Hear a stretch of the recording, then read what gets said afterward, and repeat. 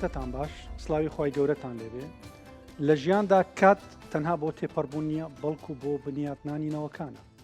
میوانانی ئەو شەومان سێ کەسایەتی ئەکادمین پرۆفیسۆرن پسپۆرن لە بوارەکانی مێژوو ئاین هەرچەندە جیاوازی لە تەمەنیان هەیە دەیەک جیاوازیان هەیە بەڵام هاوڕێیەک لە کۆڕ و کۆبوونەوە و زانست و زانکۆ و گفتوگۆیەکی بێ کۆتا کۆیان دەکاتەوە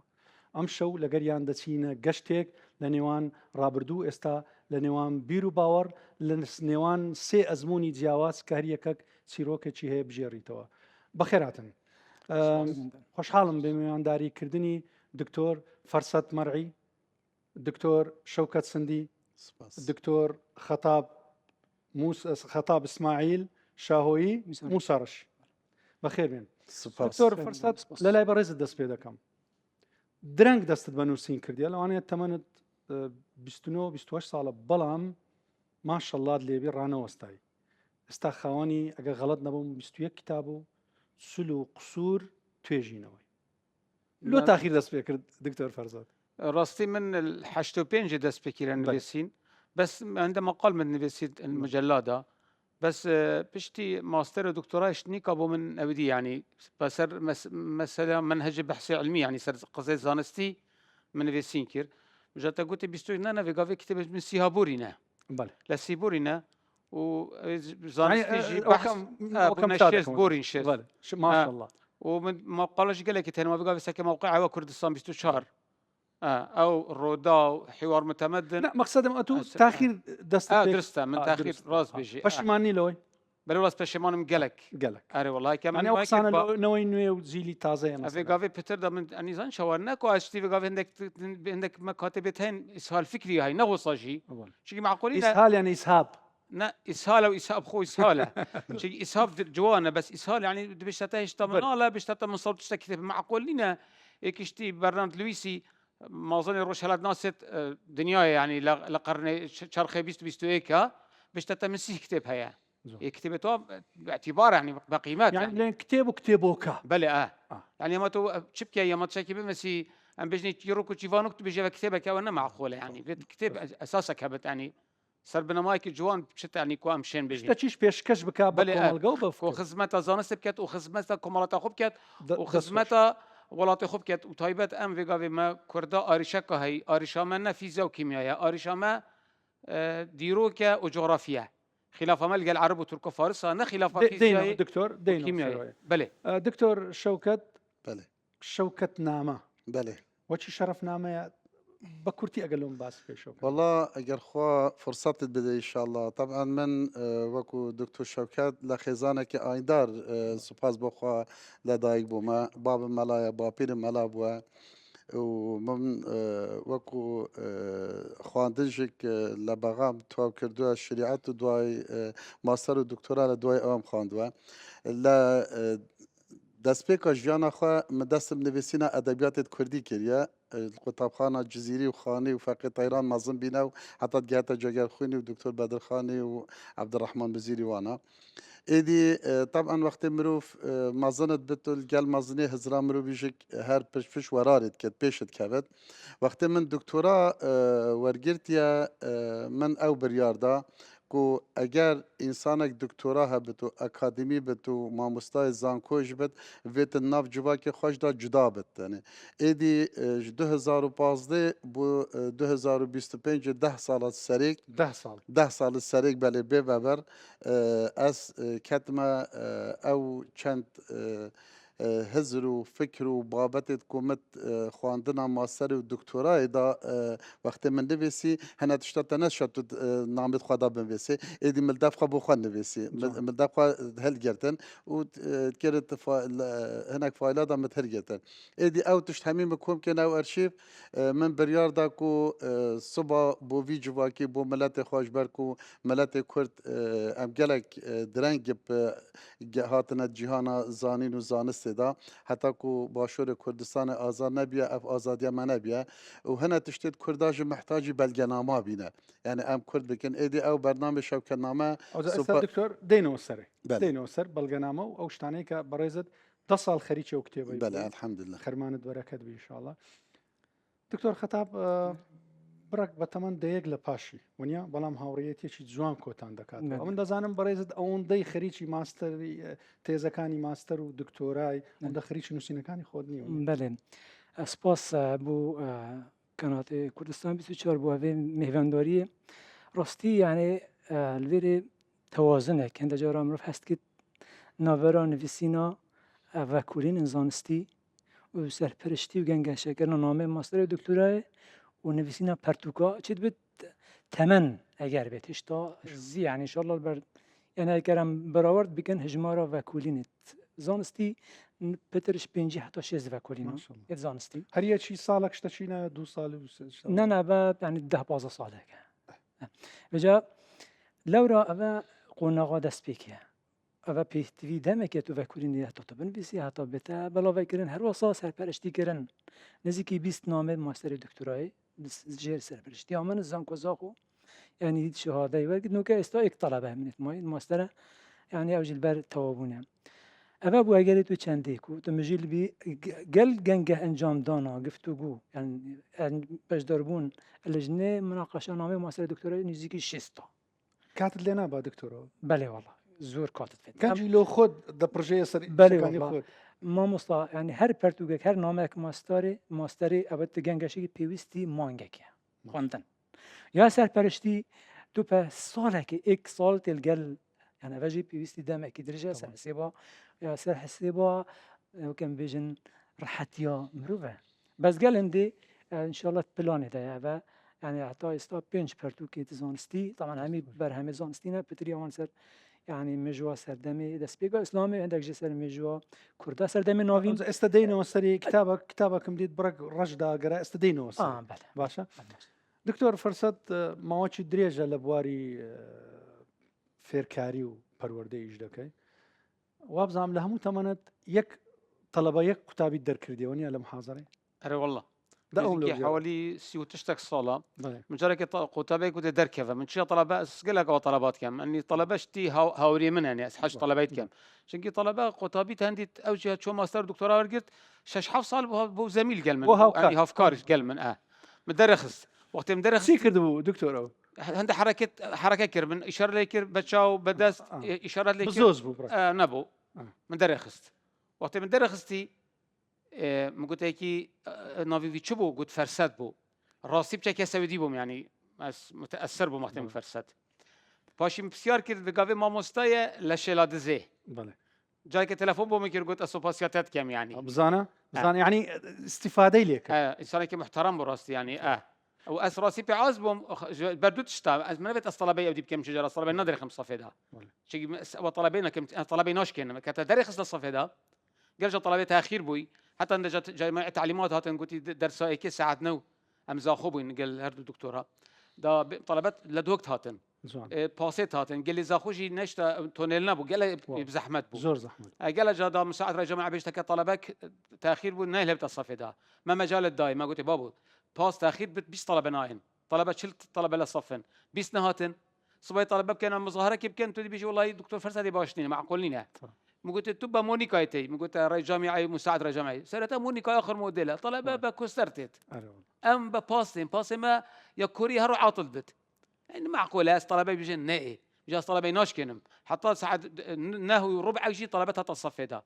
جا طلبت بتهافال يعني وقت دبتها هافال دبتها هاوري وقت بتهاوري دي حش ما دي تجيكت هكا حشتناك حش ما ديجيناك تو چند زريك بي خطو انشتاين بي حشتناكت جا من اف سياسته يا پرورده كارتينال قال طلبه يعني پرورده بري زانينه دەست خۆش دکتۆر کەواتە ئەتو فرسەت دووەرگرت فەرسەت دەرکرد بلا دکتۆر بەڕێزت هاوڕایی کە دەبی لەگەر خوێندکار و قوتابی ببیە هاوڕێ یان دەبی خەتێک بمینێ دەبی شتێک بمینێ مامۆستا بۆ دیرۆک من ئەم شتا دەڵێم بێت بێژم کو ئەvە 35 ساڵە ئەس خزمەتە پەروەردەیت کەم 10 ساڵە مل پەروەردە زاخۆ مامۆستایی کردە 15 ساڵە زانکۆ دهوکێ ئەvە 10 ساڵە ژێک زانکۆ زاخۆ دیتنا من بۆ هەمووی مامۆستا ئەوێ مامۆستایەت کرد نەخێر ji bilî hawretiye hema her divê ve mamosta ew talibê dersê bêştê kurikî çaxwe bizanit yani wê riftarê gel bikin ev kurê wî ye ev kişê wî ye و اف رفتار جما مستان نبس پرورده کردن نبس خواندن و علمی تونی شابده نخیر و تو گل آگه لبه قطابیا گرفتاری تو آنج تو خالب که خدا درگه تبو وکیلی بس استغلال ناکەن هەندێکیان دکتۆر. نخیر اوی استقلال بکی او نما مستایا يعني نا لا قوتابیەکان دەڵێم بله ئەو قوتابیەکان استغلال ناکەن مامۆستاگەر ڕۆچی لەگەڵی خۆ نخیر وکی او دکتور فرسد گوت او تجربه ما هي ام گلت دا ناجح بینه وقتی قطابی برای خدای تو وکی بابی تعاملت که وقتی برای خدای یه گرفتاری خبوتت بیشتر توی نهینیاوی و شیره توی بو گرفتاری اوی حلت که داده پدرتر حشتر که پدرتر بمروی وقتی تا گریدانه بابت تا گریدانه و پدرتر چه درسات بخوینه دەست خۆش دکتۆر ئەمن تازە لە یەک لە کتابەکانی هەندێک هیسم دیت هیس و شتای ئەوە چیەوە لەو هایە ئەو کتێبە دکتۆر دكتور هذا تشيرو الحج عند العرب قبل بل الإسلام هذا ماستر نوما منها زين. صورة 2000 و ئەلێرە باسی دووسێ. کعبەکانیش دەکەیت چەند بله کعبە بله هەبوو؟ بله بحثي كامل هذا زونكو طبعا من ماستر ودكتور زونكو مثلي بله. هذا بري 2014 تلفونه من كرين قلت ماستر نامه خابون افريقيا هذا شابخانه ابن اثيره موصل موصل هذا بجريدا بزونكو هذا زۆن قلت ام حاز دكن شاب تو كتا ماستر نامه تا شاب بكن من بوا بشوي وورد من بوا بله، افريقيا شاب كرن طبعا هذا 2014 رجع شاب كرني ادبجم بري بقى دستي من كانت حفتي كي سر هلدانا بزافة داعشي ومسير كتت بنت سد داعشي ده وزانكم مسيرات كنترول كرن اف تشل بينجي نسخة بوم من وقت دياري راقرت بون البشكام ميجو الكوليجا آدابي السري قري حتى نوكا هات نخواري بجا تانشتا بشكام ميجو بشكا فلسفي هوا دف داعشي افا تشتكي حرام حرام آگر بردانه ده بجا او دو كيلاوي آگري هاتو بقس بشكام ميجو اف كتابه هم وصار رش سەوە لۆ یادگاری زۆر جوان وصار رش كري افا وطبعا بشتي 3 صالة بشتي حتى صار 2007 بشتي موسى نشنا الآزاد. داعش موسى الآزاد بوي زفرين قلتنا من دكتور هر بنش برتو كتا سلامة بس شيا بشيكي يرش بوين والحمد لله بسلامتي كهشت دست الحمد لله دەست خۆش دکتۆر فەرسەت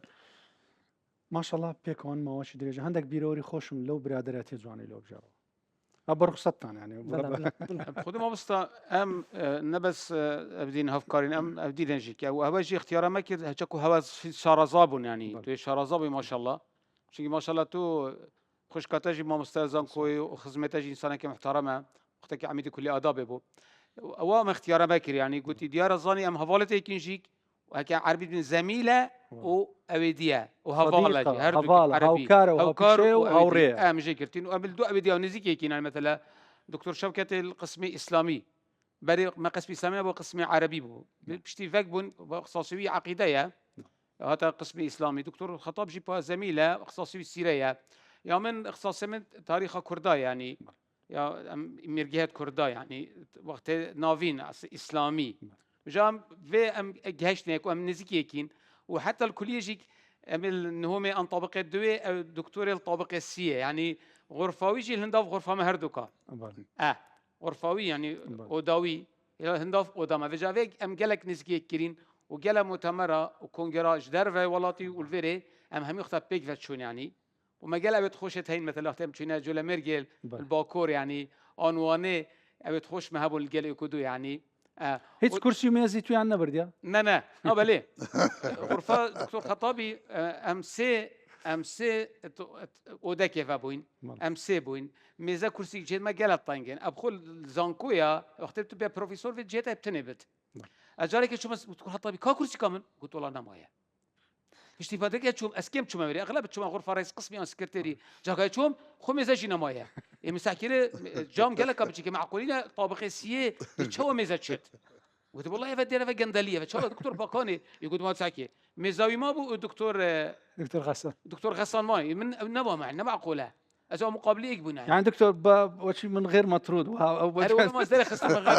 أنا أسمع ما بيبدي أنا والله جا من قلت دكتور لازقيني جوهرة أوفيس أخو مش قلت الدكتور جا ما شاء الله أوفيس رئيس جامعي قالك أمازون أنا الدكتور أوفيسات تفنك خلصنا كات يا من مش أوفيسنا والله قلت والله أنا مزاح من كرسي هي بس بروفيسور بس دكتور تشتاك هم أو شارەزایە دکتۆر فەرسەد و گەلە ئەو خۆشتیویە دو بەشانە هەمل بەشێ تاریخێ خۆشتیویە هەمیانە چکو مامۆستایوانە هەمل بەشێمەیە ئیسلامیژێک بۆمە محاضر بونكو دەرسێت هەنێک دەرسێت دینی دێژێت إسلامي دەمەژم بجا ئەو ڕاستی محتاجی غرفێ نەبی هەما ئێدی سەرپێی وەچوەتی هەما چه غرفاتە تێبە غرفایی بی ئەو درویشتە خوارێ پێشێ یدی دی بدرویشتە جا غرفة دكتور شاكر جي قالك خوش بو اما غرفة ياوي بو طخمك اني طخبق انا باش تبه بو شي قال ماندي بام داتش منك دكتور شوكتي کوڕەمەلایە هر هەروە كورونا وي مردشي دکتۆر بۆچێ کورسیک ناما بۆچێ ڕاستی منە ئێک بەرامبەر ئێکی بوو بله. وقتی تەم چون جوور بە پانتۆڵۆنەمەت کەتە مێزیدا ئەی هەوە وجا دكتور فرسات هيفي جوالك انا داون جماعات محتاج كرسي كون كان والله ما كرسي قلت والله كرسي بەس کویان بردە دەرێ كرسي كيف بشتي ما واقي قلت خذي ما ميزه قلت دكتور فرسات نايد ما قلت لكم انا ميزه كاش تشوم بس راستي ام وقتين بحثي هافاليني خوب كان يعني الدكتور فرسات ولا جناب الدكتور شوكتي هافاليني وانا بس يا زانكويا بالكوش در في زانكوي خزان سردان قال يكودو بيك فهمتونا کنفرانسال زانکو هکاری کردستان باکور زانکو سیرتی پیک و دو هیوا از دکتور فرسات ام پیک و عمل ایک شقی بون بس چیه غرفت مجدا بون زانکو نیوکاسل عمل نيوكاسل انترناشونال هاوس الویری هم چونه دوره ساعت ایکی حتی ساعت 4 ساعت عمل مانه دوام یکی طلبه يعني راسي ما دکتۆر دمكي کەتاب زۆر بیرەوەری خۆشت لە بیلێ بە ڕوخسەتیوان خدي يعني ازبط عندك بيرواريو بيجم يعني شوانا ئاشکرایان کە اشكال شو ناز جارك شو ما دف سلوكي بشكل زمان انجليزي بله. من قلت ما مستا تا decision اخو هيا قلت لا والله من ايكو هاي إيه. من قلت you have your decision يعني تا decision اخو بكردي Decision، بله، بله. بس decision بڕیار تا بريار اخويا هاي بجا سلفي بنا ماي راسين دا جارا ما مستوى زمان انجليزي بيجن بقى دكتور تبوش قاموس كينا تشيكي يعني شو نمونه انه قال لك جارا بزمان انجليزي طبعا افريكا كاشر ريكي فيربونا زمان انجليزي بقري دي بتشروكا كيفان بەڵێ بە جۆکێک بە وقت نوما قسەی خۆش. وقت نمونه يعني انه كان زمان انجليزي civilization معناها واه. civilization انكو حضاره شهرستاني ژیار همان بيف همان كلمه بكرديتا قوتن بس بغير رامان سيفلا سيجن هەموو لەگە ژنانە دسيجن مجابا بشيوه يعني في رنجي قلق يعني هذا جرى يعني هذا ايك شوان يدوم ايكو دي ترز بجناب تبيجم يعني اتبجت ان شاء الله ام دي كونغراتشليشن بن دولت كونغراتشليشن بيروز بت دکتۆر بەڕێزت کوتە بەشەوە هاوڕێتی جوانەی دەکەی کە بەڕاستی نمونەیە اكي هاوريتي يا خوش بت وسر بنادمات اساسيه علمي بت وبو خدي بت دي قالك او دي بت او دي مينت افادي نامينت اكي ابو خدي بت شنجيا ما تش علاقه هرش ما عشيرتك يا هرش ما باجيرك يا هرش ما بنيا ايش عردك ياتي بس ام زانكو ام جاشتين هيك يعني هيك في صلى الله عليه وسلم بيشت الارواح جنود مجنده ما ائتلف منها تراوح وما اختلف منها تناكر جا حاجه كرن يا دليه نمجامله يا ما نمجامله بو يعني مثلا ام زميلين بيج فان هوكارين دي ماچين 4 5 ساعات زانكوي ودي تشينا لا لا يعني هواجي وقت اختيار ماكي ام جي قرتين علامات هين شرزابون يعني كردستان بيستشار يا شرزابو افنا فيجي قرتن قلت افدي ان يعني باختيار هو انا اختيار ما يكون بله قلت هين افدي ان يعني هيك من ما قالها فولديجن وفولديجن ما يتنش ما زانكوي شاف فولديتين بس سبحان الله وقت هاتي من قلت ما هيك بيجن دي ديليمات ما كان بيجي دي ديليمات وقال خوش بوجي جا افا قالك خوش يعني بيك في ام في قافي وقال جا بيجم جبريكو افا هردو هفولت منن وعزيز برايت منن از قال جا طلبت خو خاصه الماستر ودكتوراه ام كاين هفول بصوره عامه يعني ام حاجه كان شنقي ديال قال مبت منفت يعني ما بينما ما بس خاندم بت متفت بشتي خلاص بين يجيك ابخذ جهه داخليه يعني عندك ابدي تشيبوين يعني طلبه اللي قالته حتى خلاص كده قال خلاص بو دي باش تاخذها تاع نحمي بس عندك تفصلن يعني ما تجربه كرين يعني قال جرى مدي وقت مناقشت كان يا ماستر دكتوراه بين بابو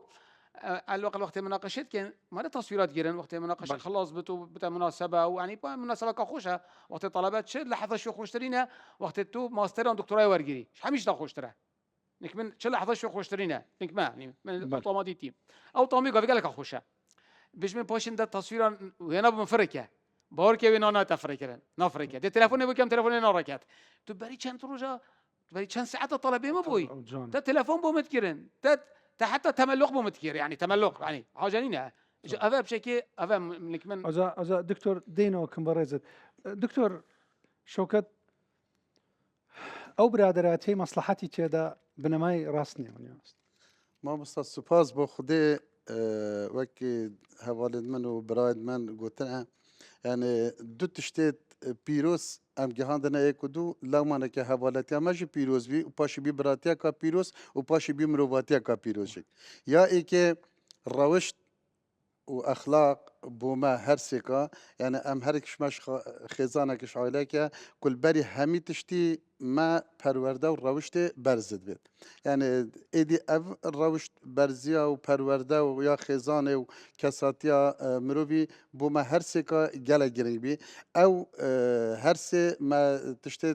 پشکل گله کبینه اوه خالقا گله پیروز بی طبعا وقتی تو سر روشت کی پاک سر پرورده کی پاک سر کساتیا که کو باوری بخواهی و المقابلی تا و الپشتا هر دو ایک بتو و وصا يعني وقت تلدف وقت تتشي وقت تلدف تتشي بدتر حشتا بك وقت تلدفتا أبدا هرمينت خالا دويا كو جالا جرينك بوما هرسكا أبا كو زانكو مؤسسة زانستي أكاديمية وظيفة ماموستاي زانكو يكي خدمتا جواكية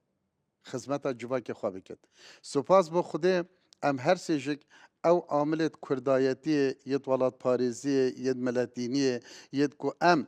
نه ناف ملت خدا نخير يعني ما هر سكا نامه كي مشتركة هيا ام دي چاوا دنگ ملت خود ناف مؤسسات علمي دا اجدر في كردستاني جاينا خلق يدي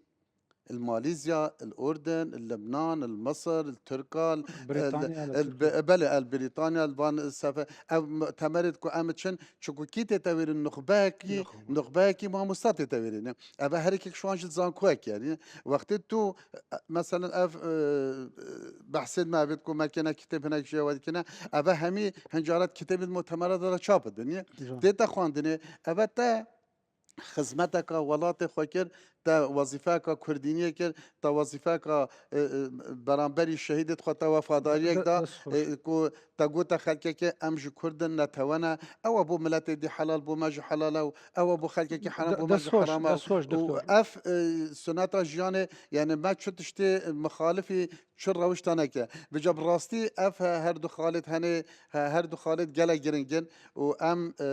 بينن پشتی کو دوام شد ام هر پیک به گیدانه بوچی چون ام متابعه کودت که تا چی کردی أزا استدتسينا بش دوامش عندك قصي خوش أو سفراني كباسي كر أو دوام ما مستا از بوتا دكتور فسد حتى انه كاجي عند جرا تلفوناتين او بيجيت بتشيك بس بيجي من زاروك وجا بيجي من صلافه البتشيك وابكات من تجي صلافه الزاروك جارا كي عمل نيوكاسل يبون والله قلت هذا شيء لندني والله بروجي دي ها دكتور تشواني باشي قلت الدكتور خدي هات ما مالك او جوجيت بجن زاروك بجانا يعني سبارات ابوكي خوشيك راسي او هفالينيا نبل براني يعني ريز مبو دكتوري يعني هفالت ايكن يعني نبس هفالت زانكو مأسي بلكو جدار في هفالي خزاني بردوام تلفون يعني وقت ايك برسيار ايكودوت كان بردوام يعني ابوابته خالد همت مرجع كودو او تشتاق نبيسن عنوان كوتاي برنامج كيدروين بتسن وشك وصفي هاورم لوكا خدي يعني هفاليني يعني ام هفاليني ما از بجم سري بنمايا ما كان لله دام واتصل وما كان لغيره انقطع وانفصل چونكي دكتورة أماجة بداية كو هفاليني ما شرحنا أو ندزوان هنا دكتور مصلحتي بالكو بناماي يعني كساتي بالكو بناماي شو اللي ما وصلت خاز هر وصل خدمته ملتو آينو نتوي دسوش دكتور بتسنوشك باسي هاوريتي لوك دلسوزي وفاداري وب نبر جواندي يعني دسوش دكتور لكوتاي برنامجك بتسنوشك وصفي هاوريتي لوك تسنوشك هاوريتا خوش ويا بخده هما جيان حياته دست خوش